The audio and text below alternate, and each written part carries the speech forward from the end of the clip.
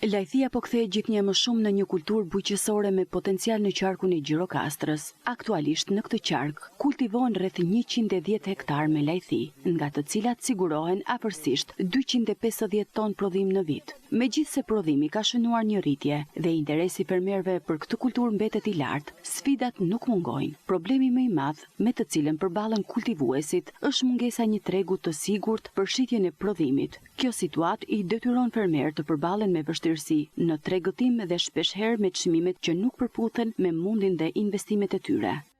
Kemi 1200 rënj lajthi, u shërbejmë me plerime, me spërkatje të gjitha shërbimet, vjen puna e shitjes, neve bëhemi pesimist, nuk na ecën prodhimi, edhe nuk dim se si do vej, si vjet, të shohim si vjet. Dikush jep me çmimin më të ulët, sepse s'kan fëmijët edhe detyrojnë pleqët, vjen e marrin. Detyrojnë të tjerë pasaj, ta shesin po me atë çmim. Ku shfitimi? Duhet të ketë një rregullator, një pikë grumbullimi, dhe ne jemi më të lirë dhe më shumë do të punojmë më tepër shërbim të bëjmë prodhimit, edhe në fitimin tonë, edhe ata që do t'i grumbullojnë, prapë do kenë cilësinë e mirë. Lajthi ka Gjirokastra ka jashtëmase, ka kultivuar shumë, ka dhe prodhim dhe jemi të pak kënaqur, them se të gjithë.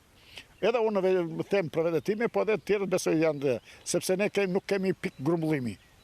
Vjen njëri në Tirana dhe ai ne merr kur të doj, me çmim si të doj, do të thënë jemi aq të përbuzuve, mi lutemi atje sikur ne prodhimin e kemi skarso fare, jo që kemi prodhim shumë të mirë të gjithë. Po e shet me vështirësi, po e shet edhe me çmim më shumë të ulët nga ç'duhet ta shesh, sepse ka kosto të lartë lajthia. Do 10 punëtor në sezon kur e mbledh lajthin. Dhe del me kurse të tjera të i mbledhim dhe vetë. Kurse lajthia është me probleme. Nuk e di si do vej, si vjet, nuk e di, base del edhe i tjetër që të mbledhi.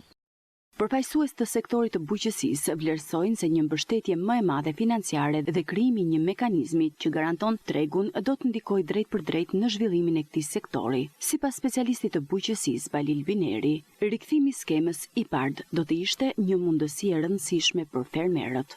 Shpresojmë shumë tek IPARD-i, është një problem që e ka frenuar zhvillimin e bujqësisë, qoftë edhe në rajonin tonë, për disa produkte, janë disa pavarësisht se janë disa nga këta prodhuesit e misrit që në rajonin tonë janë prodhues të mëdhenj, kanë bërë disa hapa, po sidoqoftë nuk është zgjidhur përfundimisht as edhe tek misri, ndërsa tek produktet e tjera ky problem është plotësisht i ekspozuar dhe pa një zgjidhje konkrete. Të shpresojmë që me hapjen e thirrjes së ardhshme të IPARD-it, që mund të jetë e shpejtë, të zgjidhet edhe ky problem. Fermerët theksojnë se pa një treg të qëndrueshëm dhe pa politika mbështetëse, potenciali i lajthisë në qarkun e Gjirokastrës rrezikon të mos shfrytëzohet plotësisht.